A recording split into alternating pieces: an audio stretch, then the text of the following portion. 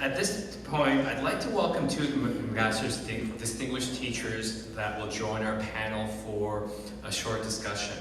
Dr. Patangi Rangachari, or Chari as he's known to everyone, is a Professor Emeritus of Medicine at McMaster University. Chari has taught in a variety of programs ranging from undergraduate science, liberal arts, nursing, medicine, physiotherapy, and pharmacy. He's sought to bridge two cultures, the science and the humanities, by designing interdisciplinary courses and encouraging students to express their learning through more creative outlets. His courses have linked toxicology with creative writing and signal transduction of taste receptors with anthropology. Chari has received numerous teaching awards, including the 3M National Teaching Fellowship. Dr. Carolyn Isles is a professor in the School of Geography and Earth Sciences, and her research involves analysis of glacial sediments and their origin, and she's conducted field work in Iceland, Alaska, Australia, and Brazil. So if you're a budding grad student, this might be the lab to join. Dr. Isles has been involved in many course and curriculum design initiatives for the Faculty of Science, including chairing the committee that designed the faculty's signature Honors Integrated Science program, and has served as the program director since 2009. Dr. Isles has also won numerous teaching awards, including 3M National Teaching Fellowship. Please welcome them to our panel.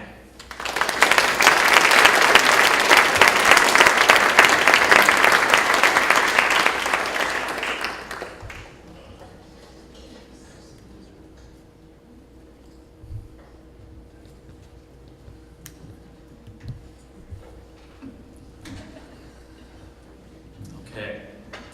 So what I'd like for us to broadly explore is the question of what is the role of the university, student, and teacher in higher education. Okay, so we'll start off easy with the role of the university. My first question for the panel is, has the role of the university changed? And should it focus more on job training, for example?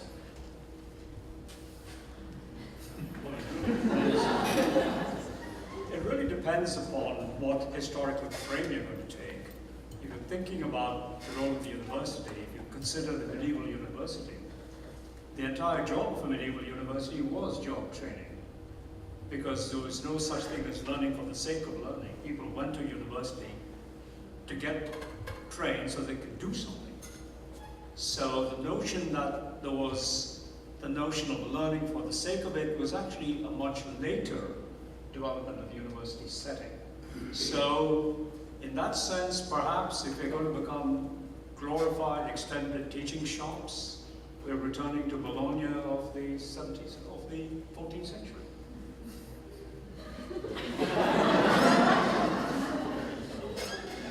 I think they're different now. I think there's been in the last 15 years or so, as Pippa noticed, as I've noticed, that there's been a somewhat of a transformation, and we've gone from having just the sole professor standing on the stage spouting out information that everybody writes down, to trying encouraging students to actually find out and research their own information and be more involved in their own learning than was in the past.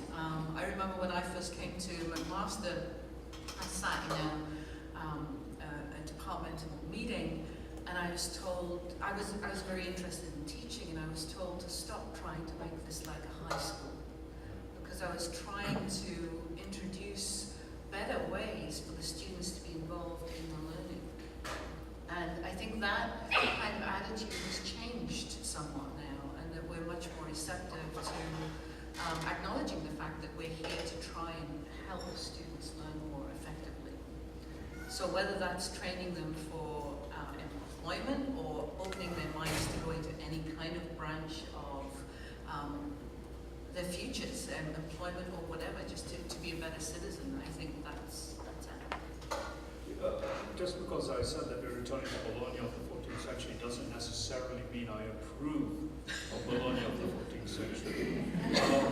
There's a lot of nonsense that we do talk about. You know, one of the things that, we talk about the real world. What is the real world? Pepper did talk about chemistry in the real world, but there's another real world, and that's a dreadfully dreary, boring real world. Where you change diapers, and you fill out mortgages, and see divorce lawyers, squares and that kind of stuff. And really, I mean, no self-respecting student is going to pay enormous tuition fees to come into a university and learn to do that kind of stuff. So really, when we talk about the real world, we have to really specify what we talk about the real world. I teach a first-year biology course for Bachelor of Health Sciences students, and I tell them I don't care a damn about the real world. I want them to live in the unreal world of pure magic. And Pippa, in fact, is very lucky that she's teaching chemistry, which is the ultimate magical discipline. And I say that because I wanted to be an organic chemist.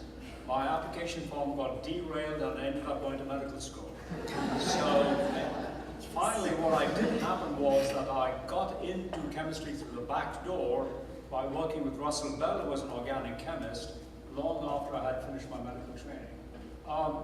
But having said that, what I want students to appreciate is the wonder of the universe. The university for me is a very privileged space, which tries to blend, literally blend, the glories of the past with the vision of the future. And if our teachers are not able to do that, we are wasting everybody else's time and the students' time. If the students don't leave the university, in fact, with that sense of excitement, that they have been there and they're so excited. Let me give you an example. I went to medical school 50 odd years ago, 53 actually. I entered medical school in 1961. In 1962, there was a war going on. This was in India. There was a war between India and China. And I was at the time studying neurophysiology and gut physiology and so on. And I was so excited. If the Chinese had actually landed up outside my hostel door and said something, I said, oh, for God's sake, let me alone. I'm looking at the real tool. I was so excited. As far as I was concerned, the world could go to hell. And that's the excitement that I had. That's shades of Pavlov. Question for Pippa. Are high schools adequately preparing students to succeed in university? This is a question we get from high school teachers with whom we share some community discussions from time to time.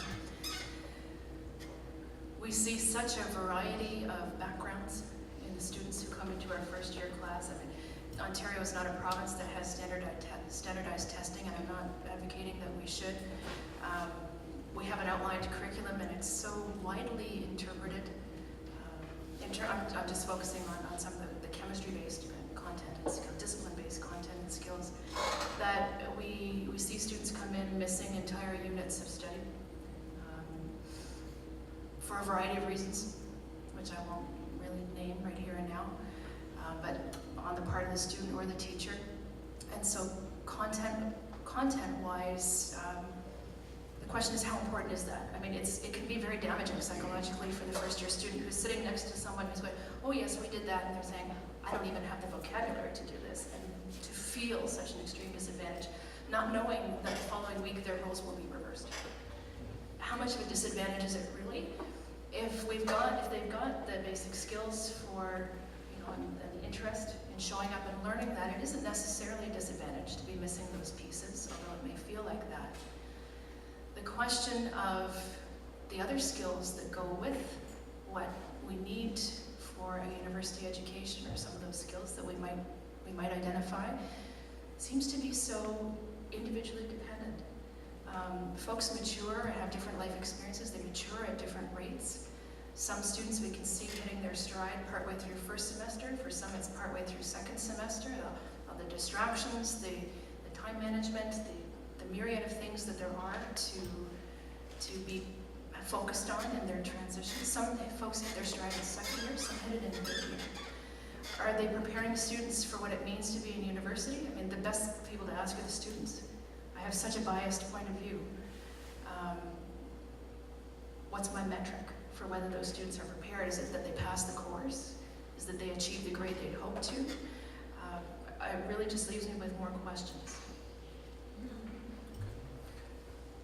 Yeah, we had a recent meeting with some of the high school teachers, and one of the things that was very revealing from that meeting was that our expectations as university instructors are very different for the from the expectations of the high school teachers in terms of both content and kind of style of learning as well of the students. So there were elements in the curriculum that the teachers didn't think were important, and yet we as university instructors thought that was very important for the students to have covered, and we assumed they had covered before they arrived at the university. So I think there's a lot of scope for increased communication about expectations between the high schools and the universities.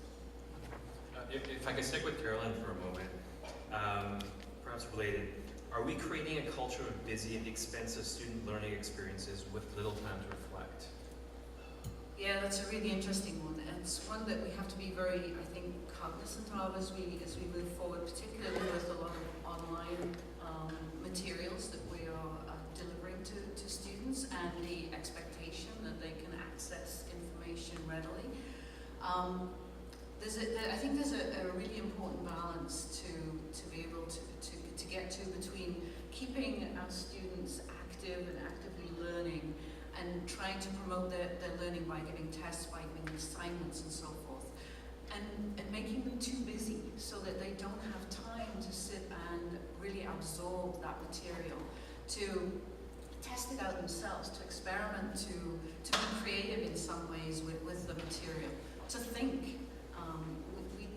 We tend not to allow time in our curricula and our schedules that we set to give students enough time to reflect and think about things. And it's very difficult to say, how do we kind of schedule that time in for students? We have to do it in particular ways, and I think we just have to be very aware that we're not overloading our students with too much busy work and not enough actual thinking time and reflective absorption time. Charlie? I tell my students there's all the time to relax when they're dead. The graves are fine in private place, but not in fact to their embrace. And at my back I always hear time swing the chariot drawing near. So I said, put your finger on that fast forward button and just move on. But I do agree, there's a lot of busyness stuff. I mean, you should have to give them creative an opportunity to explore and so on. But these kids are energetic. I mean, there's all the time to be decrepit when you get to my age. Many times when the chariot is going to draw near, you let them not get to that spot while in university. Let me ask Charlie to reflect on another issue here. Higher education, once the preserve of the elite, is becoming increasingly universal. In fact, the Ontario government proposed a post-secondary attainment rate of 70%. Is 70% too high, too low, or just about right? Sorry. I'm going to be a contrarian. I believe that university education is a privilege, not a right.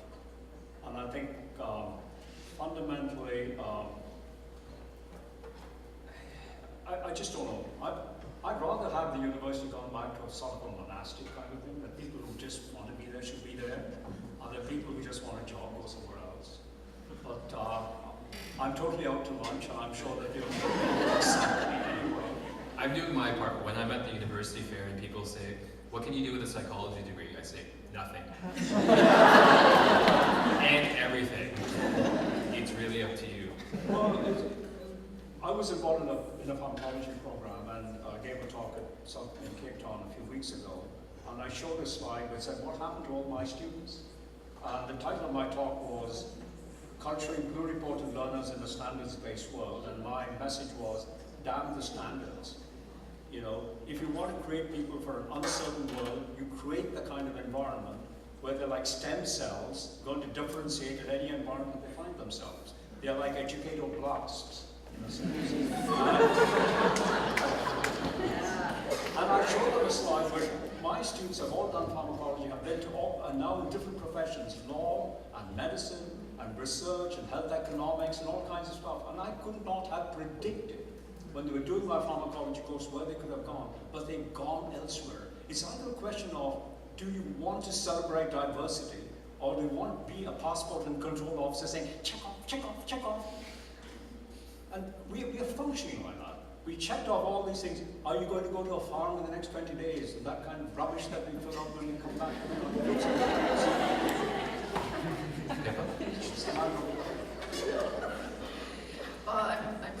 board that we see a similar diversity in the students who come out of chemistry and chemical biology. They go to a variety of fields, and you know, a phrase that we hear a lot is, you know, we have students coming through our courses now who will take up jobs at some point that don't even exist yet.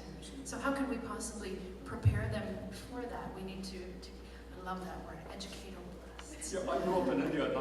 I was born in 43. India became independent in 47. And there was all this big push to have engineering. It was going to be the world's greatest engineering, steel industry, all kinds of stuff. Engineering colleges were open. Every corner there was an engineering college. And soon they were all decrepit. I mean, they were defunct because the job market fell apart. And all the idiots who rushed to engineering school, including me, I did a year of engineering and then dropped out, found there was no jobs. I mean, if you're going to create for what the councillors tell you is going to be useful for the next 5 years, you need to have your head examined. It's the uncertainty that you've got to prepare for, not the certainty. That's for certain.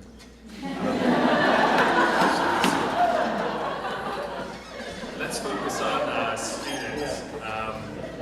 Carolyn, are students of today different from a generation ago? That's a good one. I don't know if they're any different, but they have different tools at their disposal, that's for sure. Okay, let me make it more loaded. Yeah. Are students today more entitled? Are they more entitled? In some ways, yes. But then, are we as a society more entitled as well? Our expectations are greater.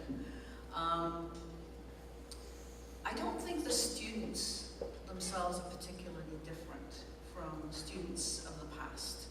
I don't think they are particularly more entitled. I think they have different technologies, and they have different ways of accessing information. They have. Hold on a second. Yeah. Okay, right. Okay, we're okay. And I think we have to embrace that and accept that as part of our new cohort, as it were, of the student body. But there's still a lot of things that they may be different students, but I think we're still trying to educate them and trying to help them develop skills that, from our former conversations here, that will take them in many different directions, and they're skills that will make them effective learners for the rest of their lives. That's our responsibility, is to help them develop those skills and practice them as well in a very safe environment that we have here. But I don't think they're particularly different. Chari may have a different view. No, I don't think so. I think, again, if you go back to the medieval students, I mean, their degree of entitlement was extraordinary. They controlled everything. The lecturers were frightened of them. So basically, they could say that the lecture should last such a thing. They have to cover this, and if they went overtime, they got fined. If they went undertime, they got fined. In fact, they would put a hat in front, and they would drop a coin in there. And if the lecturer didn't give them what they wanted, they took the coin back. For God's sake, we are not entitled at all. We are cheated compared to what those guys were. No, I don't think they're entitled. I think the parents are entitled. The students are wonderful. The big problem with education is not the student, it's the parent. How about Pippa? What are your thoughts? It's really hard to follow that. You're in the worst spot right now. Yeah, thanks for that. It's funny because when you first asked the question, I looked out and I could see students nodding. And that was very interesting.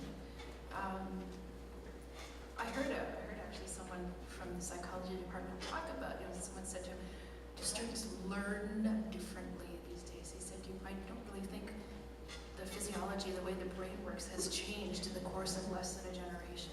And that's kind of the piece that I would come back to. I mean, we're in Ontario, we're familiar with the double cohort effect. In 2003, there was a large influx in terms of the number of students coming to university. And as you commented, the provincial government would like to see that increase and increase and increase. So we could make an argument perhaps that it's a different cut or a different slice of that high school population, or a broader slice of that high school population that's arriving here. And they're going to bring maybe some more diversity and characteristics with them. I'm going to steer clear of the entitlement issue altogether. All right, fair enough. let's switch gears and focus on the role of teachers. We've heard about the rise of the so-called helicopter parent who overprotects their young adult children who still live at home. I'd like your take on a recent op-ed appearing in the Chronicle of Higher Education, in which Steve Kahn reflected on the rise of helicopter teachers, I've never heard this term before, who are overly accommodating of students. He suggests that faculty have become too quick to raise a grade or response to a student complaint, and in their efforts to be available have set an expectation of 24/7 access. He further says the rise of detailed scoring rubrics effectively spoon-feed students who, without such a guideline, are anxious of receiving a grade less than A. Is this criticism of the helicopter teacher justified? Well, I teach in the BFSC program where everybody believes that they have a constitutional right to get an A+. I mean, it comes with the birth. But I disillusion them. I have a course objective which I put down, and immediately below that there is not a course objective to maintain your GPA. Anybody complains, I point them out that I stated up front that maintaining the GPA is not a course objective. And I also tell them, they always ask me, where did they lose marks? I said they never lost any, they had none. I'm a pharmacologist, and I believe in a dose-response relationship. It's relationship concentration with the dose. So essentially, they start out with 0, and they build on it. And if they don't get there, they just don't get there. That's all there is to it. And one of the students actually asked me a few years ago, did we hear that you have very good relationships and close relationships with your students? How close? I said, well, my hands make synaptic contact with your throat so I can squeeze it harder. She paled, but afterwards she said, when she finished the course, she said, it wasn't bad. For my approach. Really like that. But it's a dangerous precedent, and you're right. I think one of the things, though, is to make sure that the students are clear of expectations when they come into a course about access to you. You saying about the helicopter teacher being there, ready and available 24/7. I think making those expectations clear and being very clear about things like learning outcomes and what your expectations of the students' contributions to the course are, and clear about what your contributions to the course are. I think being very clear and explicit about those expectations is very important. Yeah, also, I think it's very important to have criterion referencing rather than norm referencing, because I think it becomes very problematic. I mean, if you set up clear criteria, then if all of them meet it, then everybody should get an A. That's why If none of them meet it, they all get the B. That's why you have good questions or good criteria, so that you can differentiate. It's not that obviously like a simple answer to a simple question. Make it a complex question. But interestingly enough, that one of the tests that we have in my courses, I have what I call a luck-free exam. So essentially, I just give all the questions up front, and I encourage the students to share and learn and do whatever they want with it. The final exam is going to be a small subset of that, but that still remains a good discriminator. Even given all the questions up front, still people behave differently. Great. Before we take a couple of questions from the audience, I'd like to close with each panel member maybe sharing with us either the most memorable moment you had in teaching or the biggest mistake you made in teaching.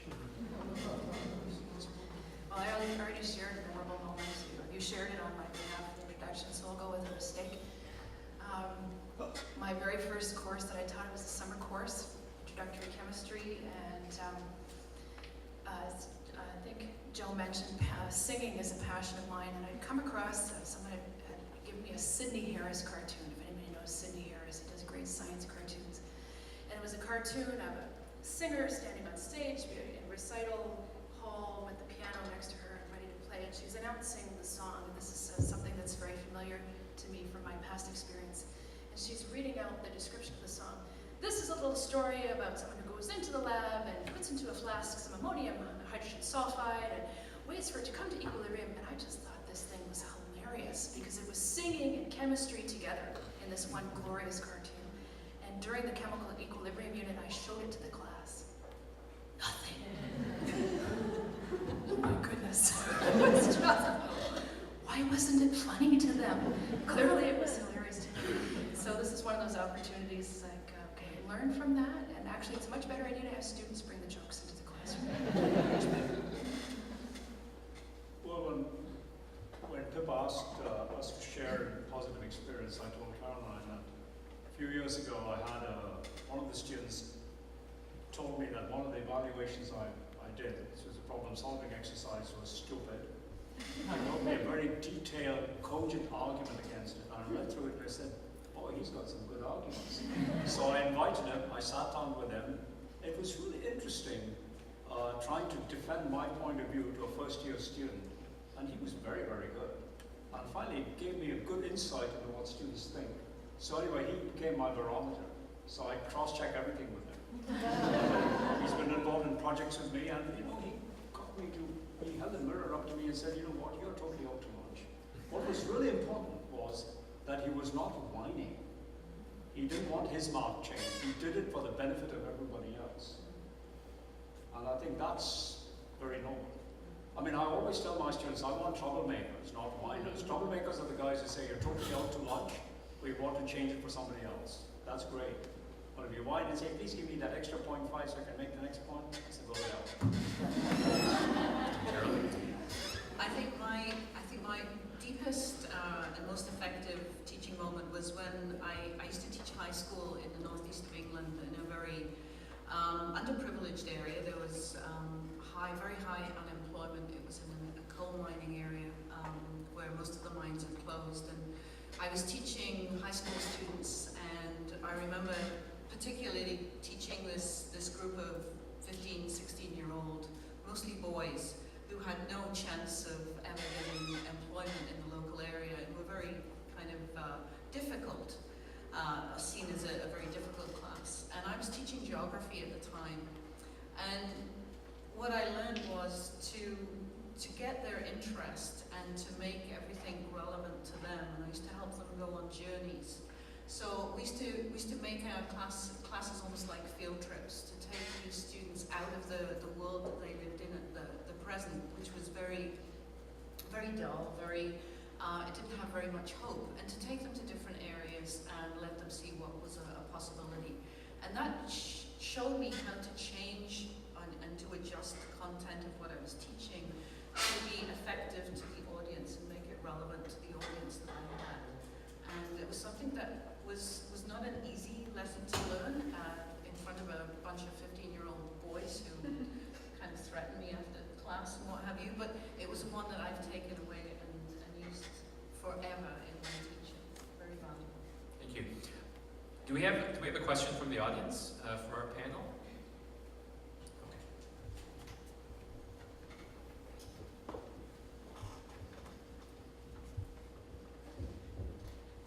Hi, thank you very much for coming today and answering everybody's questions.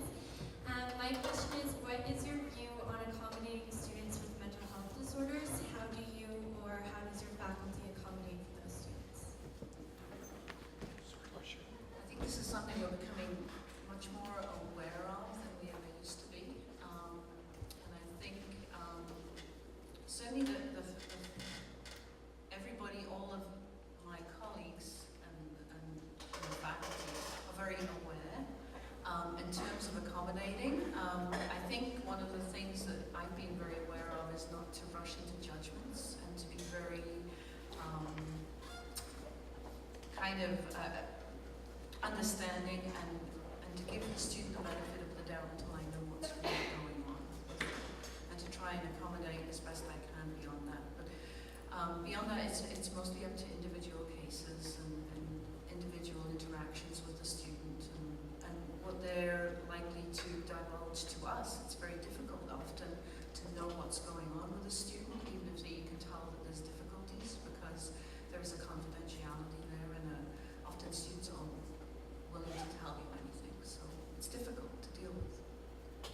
It's a very timely and very sensitive issue, one that we're highly aware of in our own department. This past year at the initiated by students, we had what we called a mental health in-reach event.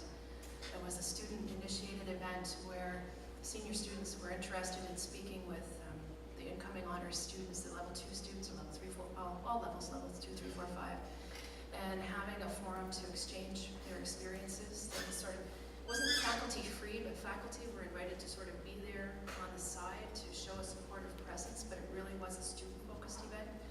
And then faculty were invited to join a large circle with the students, and we had representatives from various support agencies on campus. And we had a wonderful discussion. And the feedback that we had from the student leaders and participants there were how valuable it was to have that open dialogue with faculty. So this is something that we plan to continue. We're going to try this year to offer it on once a term, like a fall and a winter term basis, just to provide that, raising that awareness and provide a safe space for that kind of dialogue and exchange. I think I'm just going to cut things off there just because our discussion's gone a little bit longer than I originally planned. I'd like to thank each of our panelists and our special guest lecturer tonight, Dr. Pippa Locke. Please join me in thanking them.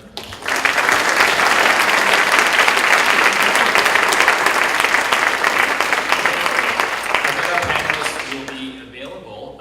Please do join us for a wine and cheese reception in the lobby. And if you have any more questions, I'm sure they'd be happy to answer them. Thank you and good evening.